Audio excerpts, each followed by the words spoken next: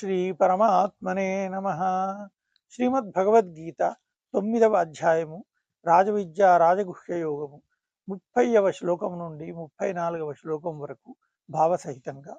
అపిచేత్ సుదురాచారో భజతే మామనన్యభాక్ సాధురేవ సమంతవ్య సమ్యగ్ వ్యవసితో హి సహ. మిక్కిలి దురాచారుడైనను అనన్య భక్తితో నన్ను భజించినచో అతనిని సత్పురుషునిగానే భావింపదగును.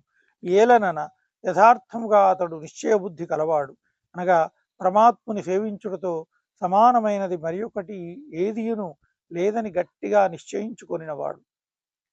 క్షిప్రం భవతి ధర్మాత్మ శశ్వచ్ఛాంతిం నిగచ్చతి కౌంతేయ ప్రతిజానీహి నమే భక్త ప్రణశ్యతి. కౌంతేయ, అతడు శీఘ్రముగా ధర్మాత్ముడగును, శాశ్వతమైన పరమశాంతిని పొందును.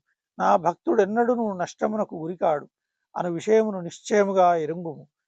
మాం హి పార్థవ్యపాశ్రిత్య ఏపి స్యుః పాపయోనయః స్త్రియో వైశ్యాస్తథా శూద్రాః తేపి యాంతి పరాంగతిం.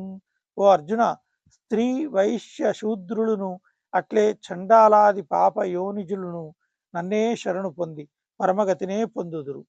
కిం పునర్బ్రాహ్మణాః పుణ్యా భక్తా రాజర్షయస్తథా అనిత్యమసుఖం లోకం ఇమం ప్రాప్య భజస్వ మాం.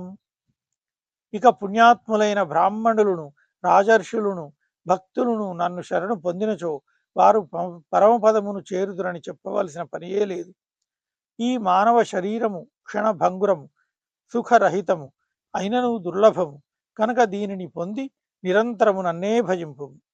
మన్మనాభవ మద్భక్తో మద్యాజీ మాం నమస్కురు మామే వైశ్యసి యుక్త్వైవం ఆత్మానం మత్పరాయణ. నాయందే నీ మనస్సును లగ్నము చేయుము, నా భక్తుడవు కమ్ము, నన్నే పూజింపుము, నాకు నమస్కరింపుము.